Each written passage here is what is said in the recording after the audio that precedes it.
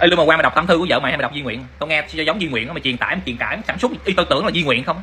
Mày thấy ca nhạc sĩ Thanh Bùi không? Đồng nghiệp của mày luôn á. Vợ Thanh Bùi gây trọng tội gấp ngàn vợ mày. Mà người ta có lên khóc than, người ta tới giờ này người ta vẫn bản lĩnh, không nói một lời nào, vẫn mạnh mẽ đứng dậy và sống. Đó là một là hậu phương vững chắc. Ai như mày, trời, con vợ mới tí xíu chưa là cái gì hết á, mà mày về mày đọc tâm thư, mày làm rần mày khóc than giờ mày này nọ để chi? Để tiếp tục lấy lòng thương hại của cộng đồng nữa đó hả? Hả? Mày làm mạnh mẽ lên để làm cho vợ mày có được điểm tựa nữa, hậu phương vững chắc được không? Được không? Hay lúc nào cũng thể hiện một người đàn ông yếu đuối như vậy à? Mạnh mẽ lên. Trời ơi, đọc tâm thư mà tao tưởng Duy Nguyện không? Mạnh lên coi.